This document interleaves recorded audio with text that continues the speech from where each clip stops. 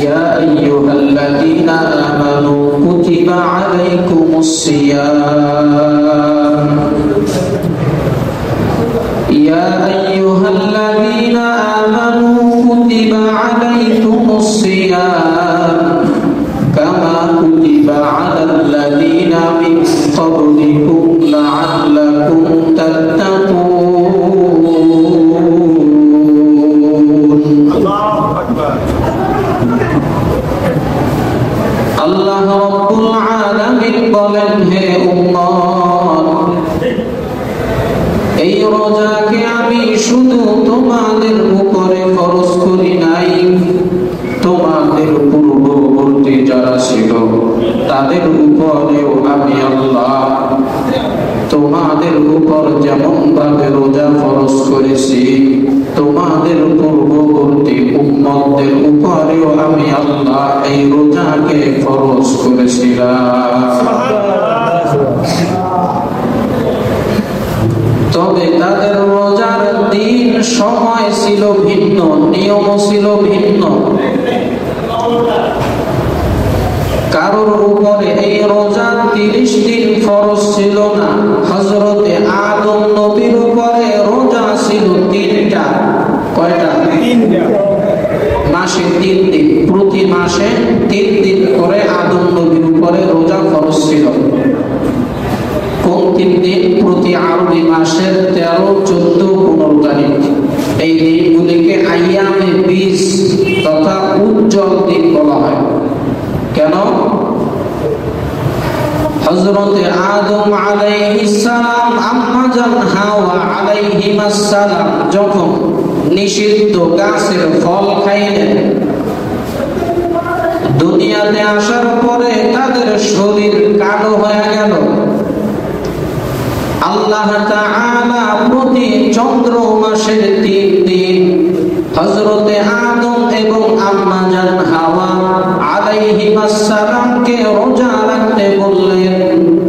আল্লাহ বললেন, ও আদম, এই 3 দিন তোমরা রোজা রাখো।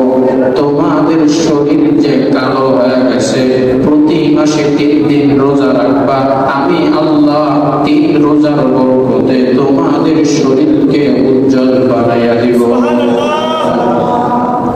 এজন্য এই 3 দিনকে আইয়ামে বীজ বলা হয়। বীজুন বাইদুন মানে সাদা, মানে উজ্জ্বল হওয়া।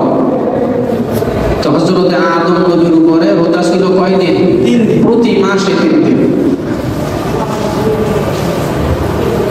হযরতে মূসা নবীর উপরে রোজা ছিল 40টা। বছরে কয়টা? 40টা।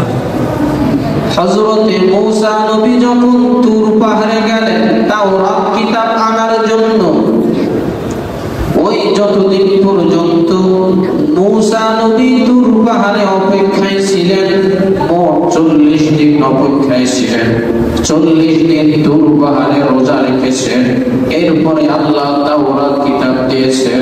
ওই মূসা নবীর উপরে রোজা ফরজ ছিল বছরে 40 দিন। তার উম্মতেরা কমায়া ফেলছে। এরকম 40 দিন তারা রোজা রাখতেছে, এক সময় গিয়া গরমের দিনে রোজা এসে পড়ছে।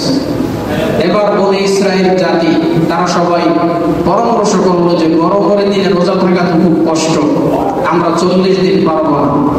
তো ওই বছর তারা রোজা রাখে না, কিছু কমায় দিল, পরের বছর আরো কমায় দিল। এভাবে করতে করতে তারা সংখ্যার দিক দিয়ে কমায় ফেলছে। আবার কোন নবীর উম্মত হযরত নূহ নবী সারা বছর তিনি রোজা রাখতেন 2 ঈদের দিন ছাড়া। হযরত নূহ নবী সারা বছর রোজা রাখতেন 2 দিন ঈদের ছাড়া, ঈদের 2 ঈদ ছাড়া বাকি সব সময় সারা বছর তিনি কি করতেন? রোজা রাখতেন। তাহলে পূর্বেকার সমস্ত নবীদের উপরেই উম্মতদের উপরেই রোজা ফরজ ছিল, কিন্তু সংখ্যার দিক দিয়ে কম বেশি ছিল। কারো উপর 3টা, কারো উপর 40, 30, এরকম সংখ্যার দিক দিয়ে কম বেশি ছিল। আবার রোজার দিক থেকেও, রোজা কিভাবে রাখবে নিয়মের দিক থেকেও ভিন্নতা ছিল। যেমন হযরতে মারিয়াম আলাইহিস সালাম যখন ঈসা নবীকে দুনিয়াতে প্রসব করলেন, তার গর্ভ থেকে ঈসা নবী যখন দুনিয়াতে আসলেন, হযরত মারিয়াম আলাইহিস সালামের কোনো স্বামী নাই। এবার তিনি যখন ঈসা নবীকে দুনিয়াতে আনলেন, তিনি ভয় পেয়ে গেলেন। মানুষ তাকে যখন জিজ্ঞাসা করবে, মারিয়াম তোমার তো বিবাহ হয় নাই, তুমি সন্তান পাইলা কোথা থেকে, কি জবাব দিবে? এবার আল্লাহ তাআলা মারিয়াম আলাইহিস সালামকে শিখাইয়া দেন, ফাইম্মা তারাইনা মিনাল বাশারি আহাদা ফাকুলি ইন্নী নাদারতু লির-রাহমানি সাওমান ফালান তুকাল্লিমাল ইয়াওমা ইনসিয়া। ও মারিয়াম, কেউ যদি তোমাকে জিজ্ঞাসা করে সন্তান কোথায় পাইলা, তুমি কারোর সাথে কোনো কথা বলবা না, তুমি বলবা আমি আজকের এই দিনে আল্লাহর জন্য রোজা রেখেছি। সুবহানাল্লাহ। কারণ আমি বোঝা গেল হযরত মারিয়ামের উপরে যে রোজা, ওই রোজা রাখলে কথা বলা যেত না, রোজা রাখলে কথা বলতে পারতো না, কথা বলার অনুমতি ছিল না, কথা বললে রোজা ভেঙে যাবে। তাহলে সংখ্যার দিক থেকেও ছিল বিভিন্ন পার্থক্য, নিয়মের দিক থেকেও ছিল বিভিন্ন পার্থক্য। তাহলে পূর্বেকার নবীর উপরে, উম্মতের উপরে রোজা ফরজ ছিল, এটাই সঠিক, এটাই সত্য। কিন্তু সংখ্যার দিক থেকে, নিয়মের দিক থেকে ভিন্নতা ছিল। এরপরে আমাদের নবীর উপর, আমাদের উপরে যে রোজা ফরজ হইল, আমাদের উপরে রোজা ডাইরেক্ট ফরজ হয় নাই। আল্লাহ তাআলা বিভিন্ন ভাবে, বিভিন্ন পদ্ধতিতে, পন্থায় পন্থায় রোজাকে ফরজ করেছেন। কারণ রোজা একটা কঠিন ইবাদত, এটা যদি আল্লাহ তাআলা ডাইরেক্ট ফরজ করে দেয় তাহলে বান্দা বান্দীদের উম্মতের কষ্ট হবে। এজন্য আল্লাহ তাআলা বিভিন্ন ভাবে, বিভিন্ন কায়দায় কায়দায় আমাদের উপরে রোজাকে ফরজ করেছেন। যেমন আল্লাহর নবী সাল্লাল্লাহু আলাইহি ওয়াসাল্লাম প্রথম মক্কায় যতদিন ছিলেন ততদিন মাসে 3 দিন রোজা রাখতেন। বিসাউমিন মিন কুল্লি শাহরিন সালাসাতা আইয়াম। আল্লাহর নবী মক্কায় থাকাকালীন সময় প্রতি মাসে 3 দিন রোজা রাখতেন। কেন? ওই যে হযরতে আদম নবী 3 দিন রোজা রাখতেন। বিভিন্ন নবীদের উপরে রোজা ফরজ ছিল, সেই দিকে লক্ষ্য রেখে আমার নবীও মক্কার জিন্দেগিতে প্রতি মাসে 3 দিন রোজা রাখতেন। 13 তারিখ, 14 তারিখ, 15 তারিখ। নবী আমার 3 দিন রোজা রাখে, কিন্তু কাউকে রোজা রাখার আদেশ দেয় না। আমার নবীকে 3 দিন রোজা রাখতে দেখে সাহাবায়ে কেরামও এবার রোজা রাখা শুরু করলেন মাসে 3 দিন। সুবহানাল্লাহ। যেহেতু নবী করে ভালো কাজ, অবশ্যই আমরাও করি, তো সাহাবায়ে কেরাম নবীর দেখা দেখি শুরু করলেন। সুবহানাল্লাহ। হযরতে আবু যর বলেন, সাহাবায়ে কেরাম যখন নবীর দেখা দেখি রোজা রাখা শুরু করে দেয়, এবার আমারও না রাসূলুল্লাহ সাল্লাল্লাহু আলাইহি ওয়াসাল্লাম আন তাসুমা মিনাশ শাহরি সালাসাতা আইয়াম। আল্লাহর নবী এবার সাহাবাদের উদ্দীপনা, আবেগ দেখিয়া আমার নবী এবার সাহাবায়ে কেরামদেরকে আদেশ দিয়া দেয়, ও সাহাবায়ে কেরাম, এখন থেকে আমি নবী তোমাদেরকে নির্দেশ প্রদান করতেছি, তোমাদেরকে আদেশ দিয়া দিলাম, এখন থেকে তোমরাও আমার সাথে সাথে প্রতি মাসে মাসে 3টা করে রোজা রাখবা। তবে এখন ফরজ হয় না, নবী আদেশ দিলেন যে ঠিক আছে তোমরা যেহেতু রাখো, তাহলে কেউ রাখে কেউ রাখে না এমন দরকার নেই, তোমরা সবাই পারলে সম্ভব হলে 3টা রোজা রাখতে থাকো। সুবহানাল্লাহ। এবার আল্লাহর নবী হিজরত করে যখন মদিনায় গেলেন, মদিনায় যাওয়ার পরে রহমাতুল লিল আলামিন 1 বছর তাকাইয়া দেখে মদিনায় কিছু ইহুদি থাকে, তারা মুহররমের 10 তারিখ রোজা রাখে। আল্লাহর নবী তাদেরকে জিজ্ঞাসা করতেছেন, ও ইহুদি ভাই, তোমরা কেন মুহররমের 10 তারিখ রোজা রাখো? ইহুদিরা বলে, মুহাম্মদ সাল্লাল্লাহু আলাইহি ওয়াসাল্লাম আমাদের নবী মুসাকে আল্লাহ তাআলা ফিরআউনের কবল থেকে নীল নদ পাড়ি দিয়া মুহররমের 10 তারিখ হেফাজত করেছিলেন। সেই দিকে লক্ষ্য রেখে মুসা নবীর মহব্বতে আমরা সবাই মুহররমের 10 তারিখ রোজা রাখি। আল্লাহর নবী সাল্লাল্লাহু আলাইহি ওয়াসাল্লাম বলেন, নাহনু আহাক্কু বিমূসা কাসামাহু রাহমাতুল লিল আলামিন। বললেন, ইহুদি ভাই, তোমরা যেমনি ভাবে হযরতে মূসা নবীর মুহাব্বতের দাবিদার,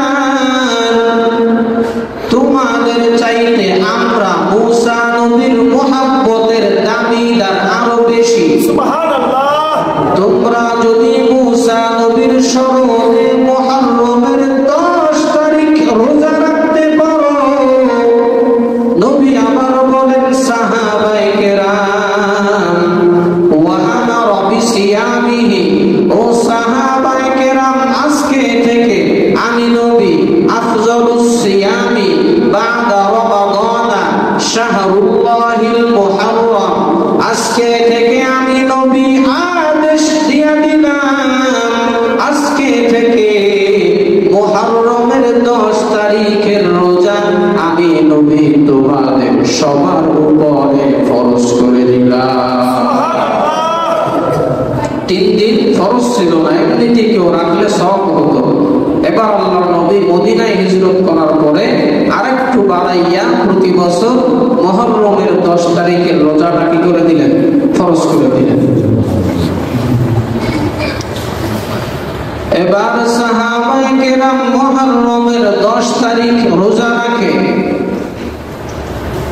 1 বছরের মাথায় আল্লাহ তাআলা হিজরতের 2য় বছর, মদিনায় যাওয়ার 2য় বছর, আল্লাহ তাআলা কোরআনের আয়াত নাযিল করে দিলেন, ইয়া আইয়ুহাল্লাযীনা আমানু কুতিবা আলাইকুমুস সিয়াম। ও নবী, আজকে থেকে 3 দিন রোজা মাসে ফরজ না, আজকে থেকে বছরে 1 দিন রোজা ফরজ না, আমি আল্লাহ আজকে থেকে বছরে পূর্ণ একটা মাস রমাদান মাসে আমি আল্লাহ পুরা মাস রোজা রাখার আদেশ দিয়া দিলাম। হিজরতের 2য় বছর শাবান মাসে আল্লাহ তাআলা এই আয়াত নাযিল করে রোজা ফরজ করে দিলেন। এখন আর 3 দিন না, মুহররমের 1 দিন না, কয় দিন? 30 দিন। 1 মাস 30 দিনও হতে পারে, 29ও হতে পারে। পূর্ণ 1 মাস আল্লাহ রোজা কি করে দিবেন? ফরজ করে দিলেন। তাহলে রোজা ধাপে ধাপে আল্লাহ তাআলা ডাইরেক্ট একেবারে ফরজ করে নাই, ধাপে ধাপে আল্লাহ ফরজ করলেন। তো এবার যেহেতু ফরজ হয়ে গেল, এবার এই রোজা ফরজ হওয়ার পরে কিছুটা সহজ ছিল, আবার কিছুটা কঠিন ছিল। যেমন রোজার নিয়ম ছিল ভিন্ন। কি? কেউ যখন সন্ধ্যাবেলা ইফতারি করার পরে যদি ঘুমায়া যাইত, রোজা শুরু হয়ে যাইত। ঘুমায়া গেলে রোজা শুরু হয়ে যাইত। শেষ রাত্রে উঠে খাওয়ার কোনো সুযোগ ছিল না। আর রাত্রিবেলা মানে রোজায় দিনে অথবা রাত্রে কখনোই স্ত্রীদের সাথে ঘুমানো যেত না। পুরা 1 মাস স্ত্রীর সাথে ঘুমানো যাবে না, দূরে থাকতে হবে। আর রাত্রেবেলা ইফতারি করার পরে যখন ঘুমায়া যাবে, রোজা শুরু হয়ে যাবে, এমন নিয়ম ছিল।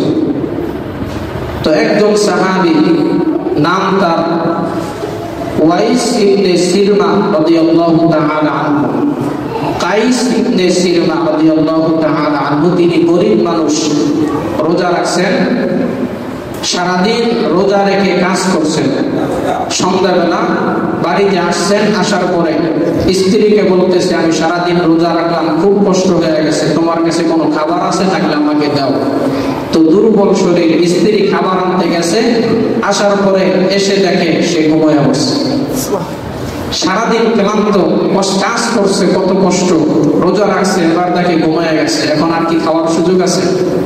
রোজা আবার শুরু হয়ে গেছে। এবার সকালবেলা আল্লাহর নবী সাল্লাল্লাহু আলাইহি ওয়াসাল্লামের দরবারে হাজির। ও নবী, এই অবস্থা, আমার তো রোজা রাখতে বড় কষ্ট। আল্লাহ তাআলা সাহাবীর এই অবস্থা দেখিয়া আল্লাহ তাআলার রহমতের দরওয়াজার মধ্যে জোশ বেড়ে গেছে। আল্লাহ তাআলা জিবরাইলের মাধ্যমে জানাইয়া দিতেছে, ও নবী, ওয়াকুলু ওয়াশরাবু হাত্তা ইয়াতাবায়ানা লাকুমুল খায়তুল আবয়াদু মিনাল খায়তিল আসওয়াদি মিনাল ফাজর। ও নবী, আজকে থেকে সন্ধ্যাবেলা ঘুমাইনি আর রোজা শুরু হবে না। আমি আল্লাহ পুরা রাত্র ফজরের আগ পর্যন্ত আপনার উম্মতদেরকে খাবারের জন্য অনুমতি দিয়া দিলাম। কিছুটা সহজ হয়ে গেল। হযরতে ওমর ফারুক রাদিয়াল্লাহু তাআলা আনহু একদিন রাতে স্ত্রীর সাথে ঘুমাইলেন, পেরেশানিত হয়ে গেলেন। আল্লাহর নিষেধ, আমি কি করলাম? রাহমাতুল লিল আলামিনের দরবারে গেলেন। আল্লাহ তাআলাও বুঝতে পারলেন এটা কষ্ট। জিবরাইলের মাধ্যমে নবীর নিকট আয়াত নাযিল করে দিলেন, উহিল্লা লাকুম লাইলাতাস সিয়ামির রাফাতু ইলা নিসাইকুম। ও নবী, আজকে থেকে আপনার উম্মতের জন্য আমি আরো একটু সহজ করে দিলাম। দিনের বেলা স্ত্রীর সাথে ঘুমাইতে পারবে না, কিন্তু রাত্রি বেলা সন্ধ্যা থেকে নিয়া ফজর পর্যন্ত স্ত্রীর সাথে ঘুমানোর আমি আল্লাহ আদেশ দিয়া দিলাম। তাহলে দুই সাহাবীর মাধ্যমে দুইটা কঠিন আদেশ আল্লাহ তাআলা সহজ করে দিয়েছেন। সুবহানাল্লাহ। তাহলে ওই সাহাবীরা আমাদের জন্য কত অনুসরণীয়, হ্যাঁ, আমাদের জন্য কত নিয়ম কানুন, কত আমল আল্লাহ তাআলা সাহাবীদের মাধ্যমে সহজ করে দিয়েছেন। সুবহানাল্লাহ। তো এবার আরেকটু সহজ ছিল, এই তো ছিল কঠিন বিষয়। প্রথম পর্যায়ে রোজা সহজ ছিল বড় লোকদের জন্য। কাদের জন্য? কঠিন ছিল গরিবদের জন্য, যে দুইটা বললাম। আর যারা বড় লোক তাদের জন্য ছিল খুবই সহজ। কেমন? আল্লাহ বলেন, ওয়া আলাল্লাযীনা ইউতিকুনাহু ফিদিয়াতুন তুআমু মিসকিন।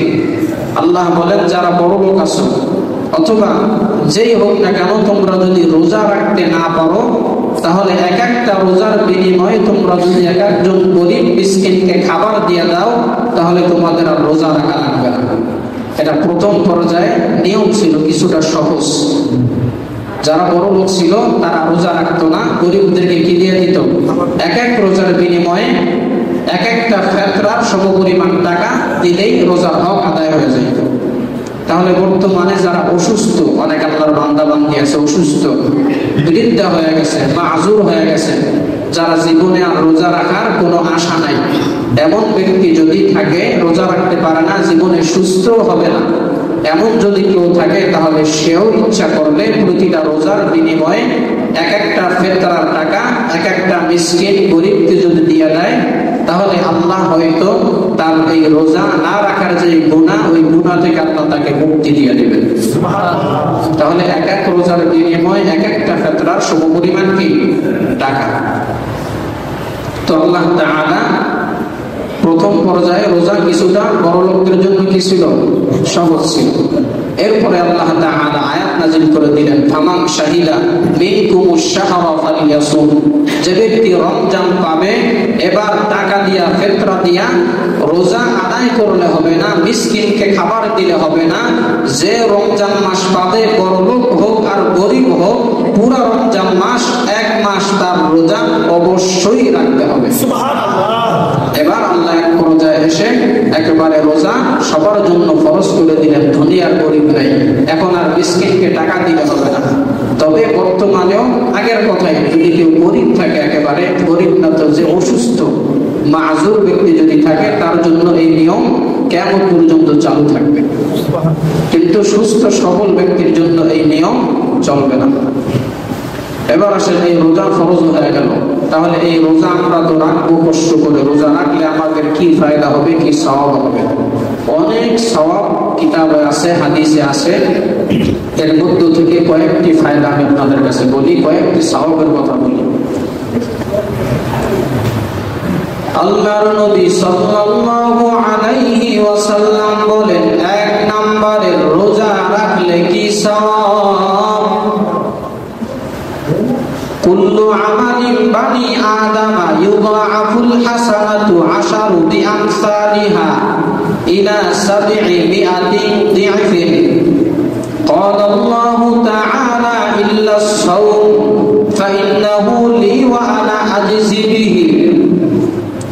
আল্লাহর নবী বলেন, আল্লাহ তাআলা সমস্ত আমলের বদলা উম্মতদেরকে 1 থেকে 10 বাড়াইয়া দেয়, অথবা কোন কোন ক্ষেত্রে 1 থেকে 700 পরিমাণ বাড়াইয়া দেয়।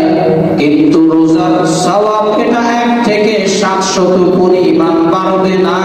আমি আল্লাহ তাআলা খুশি মনে ইচ্ছা মতো যত ইচ্ছা রোজাদার বান্দা বান্দীদেরকে আমি আল্লাহ হিসাব ছাড়াই সওয়াব দিয়ে দিব। অন্য অন্য ইবাদতের বেলায় হিসাব আছে, 1 থেকে 10, আবার 1 থেকে 700 গুণ দিবে, কিন্তু রোজার বেলায় কোনো কি নাই, হিসাব নাই। আল্লাহ বলেন, হিসাব ছাড়া আমি আল্লাহ ইচ্ছা মতো রোজাদারদেরকে সওয়াব দিয়ে দেব। সুবহানাল্লাহ। অন্য জায়গায় বলেন, কিয়ামতের দিন আল্লাহ তাআলা ফেরেশতাদেরকে বলবেন, বান্দা নামাজ পড়েছে সওয়াব দিয়া দাও, বান্দা যাকাত দিয়েছে সওয়াব দিয়া দাও, বান্দা হজ করেছে সওয়াব দিয়া দাও। কিন্তু আল্লাহ তাআলা রোজার বেলা বলবে না সওয়াব দিয়া দাও, একমাত্র আল্লাহ তাআলা রোজার বেলা বলবে আস-সাওমু লি ওয়া আনা আজজি বিহি। বান্দা বান্দি রোজা রেখেছে আমি আল্লাহ তাআলার জন্য, অতএব রোজার সওয়াব আমি আল্লাহ নিজ হাতে বান্দার হাতে দিয়ে দিব। সুবহানাল্লাহ। তাহলে সমস্ত সওয়াব ফেরেশতাদের মাধ্যমে দিবেন, একমাত্র শুধুমাত্র কেবলমাত্র রোজার সওয়াব আল্লাহ নিজ হাতে বান্দা বান্দির হাতে দিয়ে দিবেন। সুবহানাল্লাহ। 1 নাম্বার। 2 নাম্বার, রোজা রাখলে কি সওয়াব? আল্লাহর নবী বলেন, রোজাদারের আতয়াবু ইনদাল্লাহি মির রিহিল মিশক। রোজাদারের মুখের দুর্গন্ধ আল্লাহ তাআলার কাছে মিশক আম্বরের চাইতে অতি প্রিয়। সুবহানাল্লাহ।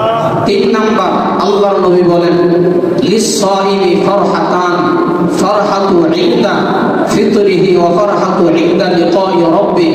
রোজাদারের জন্য 2টা খুশির সময় আছে, একটা হলো ইফতারির সময়, আরেকটা হলো কিয়ামতের ময়দানে রোজাদারদেরকে আল্লাহ তাআলা যখন সরাসরি সাক্ষাৎ দিবেন। এই রোজাদারের জন্য আল্লাহর নবী বলেন 2টা খুশির সময়। সুবহানাল্লাহ। আসলে তো যখন ইফতারির সময় হয় কি আনন্দ লাগে না, যে রোজা থাকে না সে তো আর বুঝবে না। ওই ইফতারির সময় কেউ যদি বলে, এক রোজাদারকে যদি আটকায় রাখে যে এটাই তোর রিমান্ড, এটাই তোর শাস্তি, ইফতারি করতে দিব না, আমার মনে হয় আযান দেওয়ার পরে যদি কাউকে আটকায় রাখা হয় এর চাইতে আর কঠিন শাস্তি কিছু নাই। হ্যাঁ, ইফতারির সময় রোজাদারের যে একটা আনন্দ, খুব আনন্দ, কঠিন একটা আনন্দের মুহূর্ত, নবী বলেন এই আনন্দ রোজাদার ছাড়া আর কেউ পাবে না। 4 নাম্বার, আল্লাহর নবী বলেন, তুকাফিরুহা আস-সালাত ওয়াস-সিয়াম ওয়াস-সাদাকা। আল্লাহর নবী বলেন রোজা বান্দার গুনাহের কাফারা। সুবহানাল্লাহ। অনেক হাদিস মোতালা করছিলাম কিন্তু সময় নাই, এজন্য বলতে পারতেছি না। সংক্ষেপে আরো কয়েকটা ফজিলতের কথা বলি। 4 নাম্বার বললাম। 5 নাম্বার, আল্লাহর নবী বলেন, ইন্না ফিল জান্নাতি বাবান ইউকালু লাহুর রায়্যান। যারা রোজা রাখবে আল্লাহ তাআলা তাদেরকে রায়্যান নামক দরওয়াজা দিয়ে জান্নাতে প্রবেশ করাবে। 6 নম্বর, রোজাদারের ফজিলত, আনিন নারি 70 খরিফা। আল্লাহ আল্লাহর নবী বলেন যে ব্যক্তি রোজা রাখবে এক একটা রোজা তাকে জাহান্নাম থেকে 70 বছরের পথ দূরে সরায় দিবে। অন্য হাদিসে আছে নবী বলেন এক একটা রোজাদারকে 1000 বছরের রাস্তা পরিমাণ জাহান্নাম থেকে দূরে সরায় দিবে। 7 নাম্বার আল্লাহর নবী বলেন আসসিয়ামু ইয়াশফাআন লিল আবদি ইয়াওমাল কিয়ামাহ। নবী বলেন কিয়ামতের দিন এই রোজাদারকে আল্লাহ তাআলার কাছে সুপারিশ করিয়া জান্নাতে পৌঁছায় দিবে। দুইটা অর্থ হতে পারে, রোজাদার কি তাহলে জাহান্নামে যাবে? নবী বলেন যদি জাহান্নামী রোজাদার হইয়াও যায়, অন্য কোন গুনার কারণে জাহান্নামে চলে গেল, তো নবী বলেন ওই জাহান্নামী রোজাদারকে রোজা সুপারিশ করিয়া জান্নাতে পৌঁছায় দিবে। আরেকটা অর্থ হতে পারে রোজাদার তো জান্নাতে যাবে এটাই স্বাভাবিক, তাহলে তার জন্য সুপারিশ করার মানে কি? নবী বলেন তার মর্যাদা আল্লাহ তাআলার কাছে বাড়ায় দেবে সুপারিশ করা। 8 নাম্বার আল্লাহর নবী বলেন রোজার কেমন দাম? as-সাইমু হাত্তা ইফতার। আল্লাহর নবী বলেন রোজাদার ব্যক্তি রোজা রেখে আল্লাহ তাআলার কাছে যেই দোয়াই করে আল্লাহ সেই দোয়ার সাথে সাথে কবুল করে। সুবহানাল্লাহ। 9 নাম্বার আল্লাহর নবী বলেন সাকাহুল্লাহু ইয়াউমাল আতশি। রোজাদারদেরকে আল্লাহ তাআলা কিয়ামতের দিন আমার হাতে হাউজে কাউসারের পানি পান করায় দিবেন। সুবহানাল্লাহ। যেই পানি পান করলে 50,000 বছরেও আর বান্দার পানির পিপাসা লাগবে। সুবহানাল্লাহ। তো সময় যেহেতু সংক্ষেপে 9টা ফজিলতের কথা বললাম, তাহলে আর একদিন অথবা 2 দিন পরেই রমজান আসতেছে। তো রমজানে কি আমল করব? 1 নাম্বার রমজানে 1 নাম্বার আমল হলো কি করা? রোজা রাখা। এরপরে 2 নাম্বার রাতের বেলা কি করা? তারাবির নামাজ পড়া।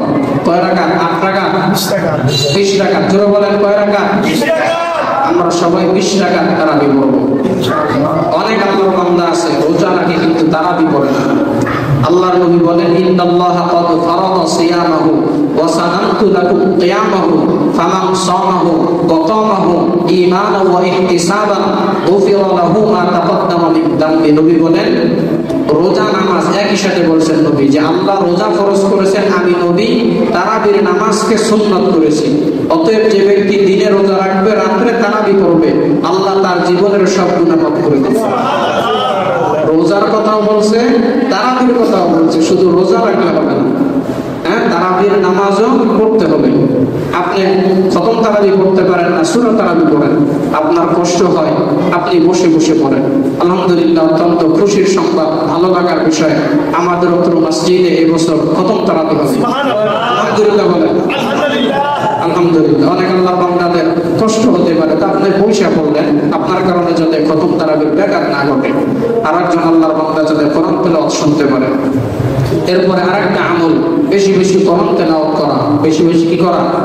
যেমন আমরা অনেকে কোরআন তেলাওয়াত করতে পারি না, তাহলে এই যে আমাদের জন্য সুবর্ণ সুযোগ, তারাবির নামাজ আমরা প্রতিদিন 1.5 পারা প্রথম 6 দিন, এরপরে বাকি 20 দিন আমরা 1 পারা করে শুনতে পারবো। তাহলে তেলাওয়াত করার সমপরিমাণ সব আমাদের আমুল্লাহ আল্লাহ দিয়ে দেবে।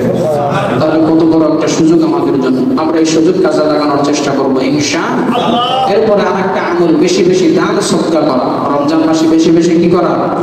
দৈনন্দিন কমপক্ষে আপনি 1 টাকা তো আর দান করা যায় না, এখন যায় ফকির মিসকিন 1 টাকা দেয় না, তো কমপক্ষে আমরা দৈনন্দিন 5 টাকা হলে আমরা কি করবো? আল্লাহ রাস্তায় দান করবো, মসজিদে দিব, মাদ্রাসা দিব, কোন গরিব দুঃখীকে দিব। কমপক্ষে 5 টাকা হলে আমরা দৈনন্দিন কি করবো? দান করবো। কারণ এই মাসে 1 টাকা দান করবেন, অন্য মাসে 70 টাকা দান করার সওয়াব। তাহলে এই সুযোগ আমরা হাতছাড়া করবো না ইনশাআল্লাহ। এরপর আরেকটা আমল, আমরা সাধ্যমতো মানুষদেরকে ইফতারি করাবো। সাধ্যমতো কি করবো? ইফতারি করবো। আলহামদুলিল্লাহ, অনেক আল্লাহর বান্দারা বিভিন্ন বাসায় ইফতারি দিতেছেন, কেউ মসজিদে দিবেন। হ্যাঁ, আপনার পুরো একদিন ইফতারি দেওয়ার সমর্থনে আপনি সামান্য কিছু টাকা দিয়ে শরীক হয়ে গেলেন, সমপরিমাণ সব আপনি পেয়ে যাবেন। তো এই সমস্ত আমলগুলো আমরা উপযোগী রমজান মাসে করার চেষ্টা করব। আল্লাহ রাব্বুল আলামিন তৌফিক দান করুক, আমিন।